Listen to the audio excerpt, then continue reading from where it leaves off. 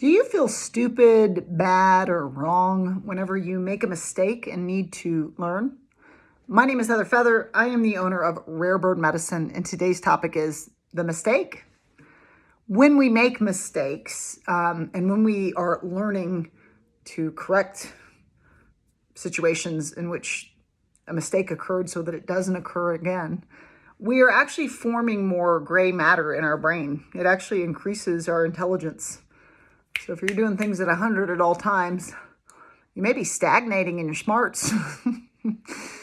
I have experienced a lot, two-leggeds being super intense with me when I make a mistake, which is a wonderful mirror and reflection of the intensity I hold with the self when I make an error, because I expect myself to get it right. And it's like, well, you are having a human experience. I've had tons of therapists repeat to me throughout my life, like, you're also a human. You know what I mean? I get it. You're super spiritual. And also, don't forget to be a humanitarian to yourself, to be humane to the self. You have a right to learn. You have a right to learn. And I often wonder, because I so work to and want to and choose to and activate greater grace, greater peace, greater ease with Heather Feather when she needs to learn, not demanding that I be at 100 on all things. I've been stepping into those big girl shoes, if you will, slowly. These patterns can be quite, rooted in. And so sometimes you've got to weed the garden, if you will. But even as I do that with the self, I had somebody that I dated briefly that would talk about grace a lot. And I think about this piece since I learned that brilliant nugget from them. But just like, if you have a partner or a lover, I don't right now, but if you have one, do you give them grace? Do you give them the right to learn? Are you expecting them to be at 100? Are you expecting perfection from a lover? Well, that's not what Earth School is here to offer. If you looked around, that's not what it's here to offer. And Heather made a mistake. And when I thought about it, I was like, oh my God, I feel so stupid. And that often happens for me. It's like some of the people that you may think are the strongest or the most graceful or the smartest, their root fear at all times may be being weak or being stupid. I've taken some trainings that, to me, help me to recognize, like, although I know I'm very intelligent, I don't like being stupid. But, I'm kind of like the fool card and doing cartwheels through a lifetime. So I look stupid all the time. And I am stupid daily. You know what I mean? I can be really smart, but also really stupid because my brain is neurodivergent and doesn't understand a lot of the dynamics and value systems present at Earth School. And so I posted a picture recently of an x-ray, and Heather's had x-rays, CAT scans, PET scans, bronchoscopies, all of these different procedures trying to figure out what showed up on an x-ray scan for me from a car accident last August. And in the x-ray, you can see the shadows of two beings over my shoulders. And so I've had CDs that I've been given to take to doctors, to go talk to the oncologist, or, different things, because we've found a cancerous tumor in my chest. And as I've been disseminating this information and moving around, what happened for me is that I got an x-ray, the doctor sent it to a radiologist, and then he pulled it up in his office, and I, with the doctor, took a picture of it and totally forgot that I did that. And was going through my pictures way later and found it and was like thinking that the doctor sent me the x-ray picture, and saw the two people and were like, oh my God, Mom and Dad were with me when they took this x-ray. People shouldn't appear on an x-ray. And I was so shocked by it. I was like, yay, finally, spiritual proof. I've been so connected to Spirit my whole life. Spirit has decided to give me proof. And I'm going to blow this up and put it in my mystical school.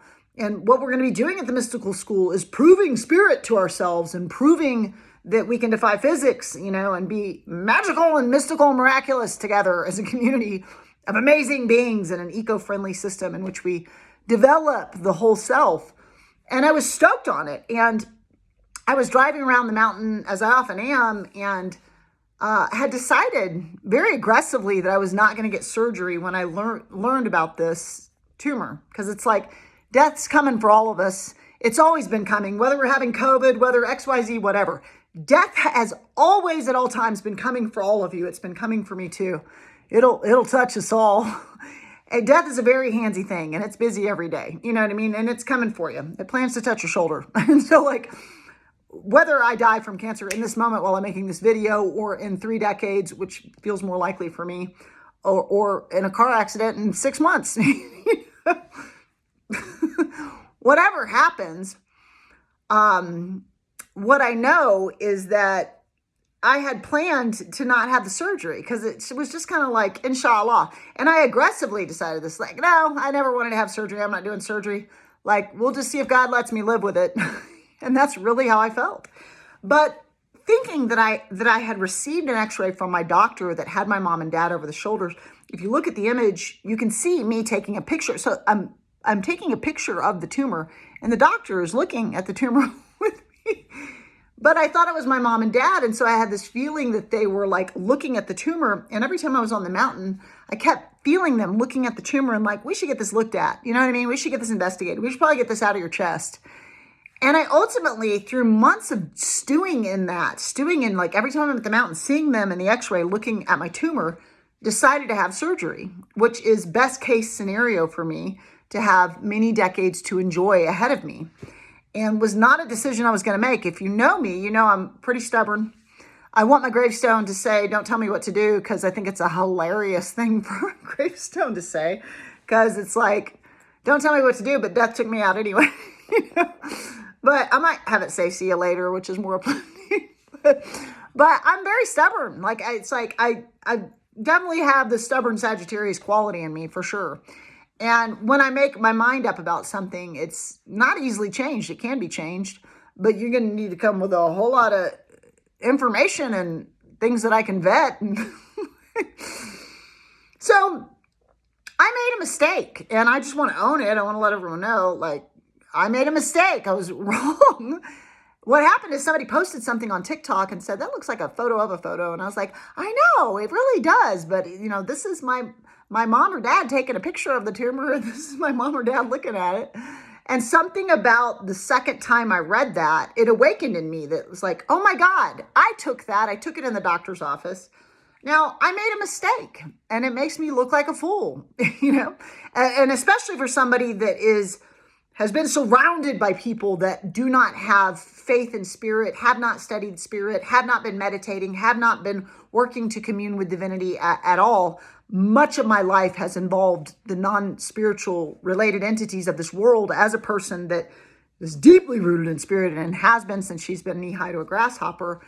My ego wants to prove spirit to humanity so we can work with a greater power that's available in every hour. As a shaman, we don't go to the physical level. I don't heal cancer on a physical level. I heal it spiritually, which is much faster moving than my body, which is the density that manifests as a result of my spirit, my mind, and my heart moving in the other realms. And so even though I made a mistake and I may look like a fool, the reality is it served me. Like, ultimately, I'm going to have surgery, which is probably going to expand my lifespan. All things mathematically show or evidence that surgery is the best option. And so it still served me. So when you make a mistake and you make an error at work, you know, sometimes people can be real dramatic about mistakes and errors because they have also had pressure on themselves to always get it right. But are you gentle with yourself? If somebody comes to you and goes, you made a mistake, I've always been like, Snickle Fritz, I'm so sorry. Oh, I didn't mean to be a burden and have to learn something. I thought I could be accountable for all the information and all the multiverses and cosmoses, you know? Do you give yourself grace? Are you gentle with yourself? You go, that's interesting. Yeah, looks like you made a mistake. Okay, well, let me, you know what I mean? Do you get caught up in the drama of that? Do you get super dramatic with others when they need room to learn? Do you allow your friends room to learn? Or do you demand perfection? Do you allow strangers room to learn? Or do you demand that they be where you are in your awareness? Where is it that you can allow the humanity for self and others to be able to make a mistake? You can always subscribe to Rare Word Medicine on YouTube, like and comment there. Heather Feather always loves your thoughts. I'm Moon.